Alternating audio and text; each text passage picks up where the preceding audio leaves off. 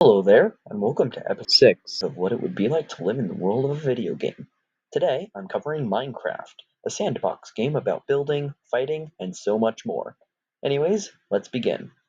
To start, humans do exist in Minecraft, although they are kinda wonky humans, so I will assume that you are still human. As well, I will assume that you will start in the overworld, as that is also where the player starts in-game. Third, and last but not least, I will assume that you were in hardcore mode, as that is the most realistic.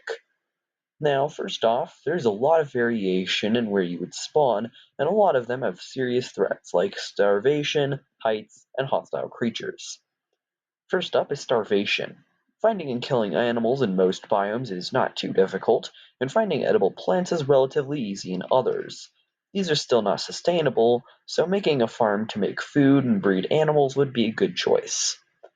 As for things in biomes that could kill you like heights and lavas, simply staying away from them would be the easiest way to avoid getting hurt by them. Last but not least, for threats, there are hostile creatures like zombies and skeletons.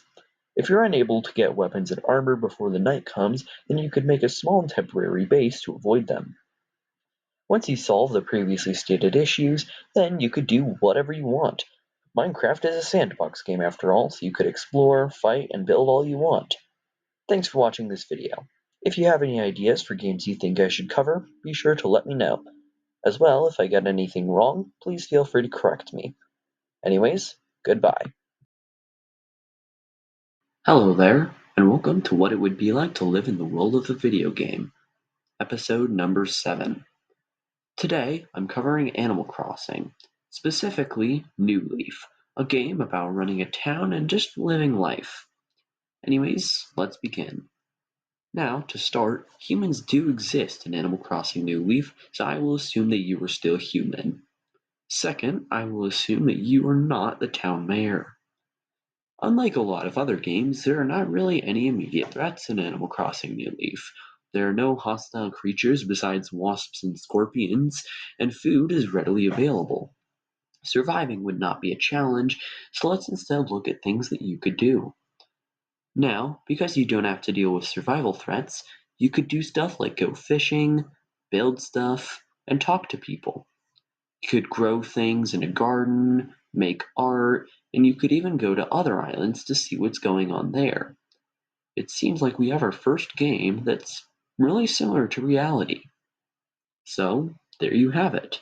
If you have any ideas for games you think I should cover, be sure to let me know. As well, if I got anything wrong, feel free to tell me. Anyways, thanks for watching this video, and goodbye. Hello there, and welcome to episode 8 of what it would be like to live in the world of a video game. Today, I'm covering Stray, a game where you play as a cat running around the world after humanity's extinction. Anyways, let's begin. To start, humans do not exist in Stray, so I will assume that you are a companion robot, as that is the robot type that we see most of in-game. As well, I will assume you are in Walled City 99, the game's setting. Now, from what we see of most of the companion robots, they don't seem to have any issues with survival. Living in Walled City 99 would not be amazing with the Zurks, but there are upsides. For one, companions are known to be companions to each other, as they've actually formed their own language and culture. You might also run into the player character and become friends with them, or should I say, companions. Now, let's talk a little bit more about the culture. The companion robots do all sorts of things like play music, write poetry, paint, and act, along with many more things.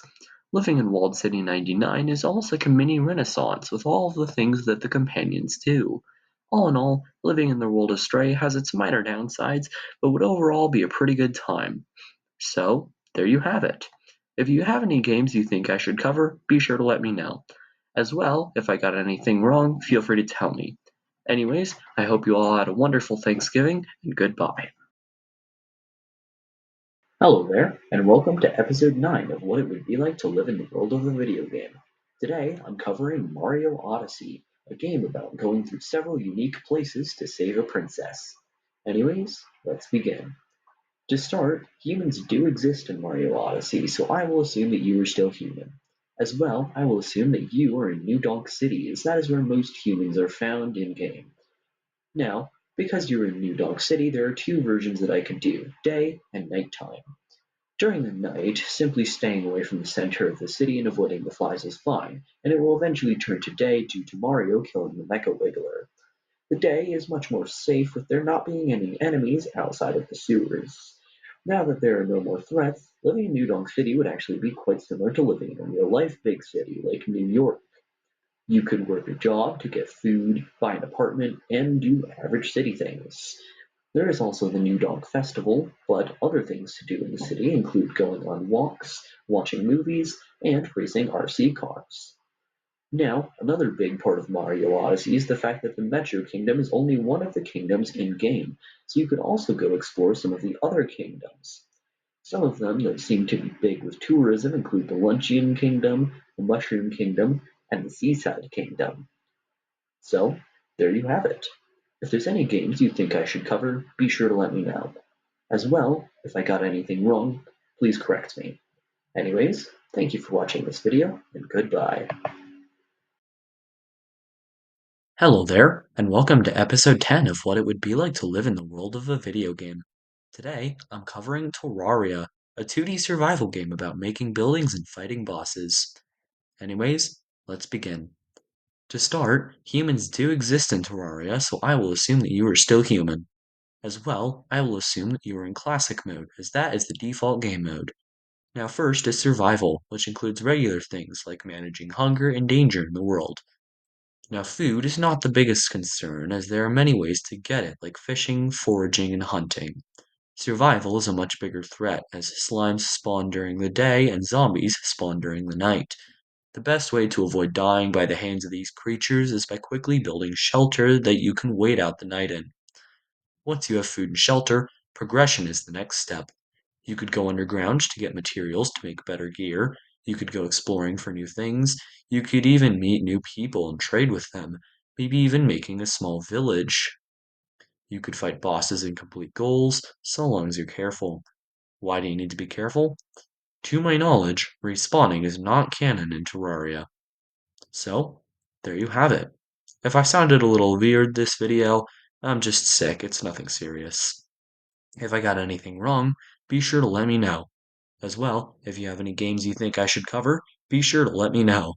Anyways, thanks for watching to the end, and goodbye.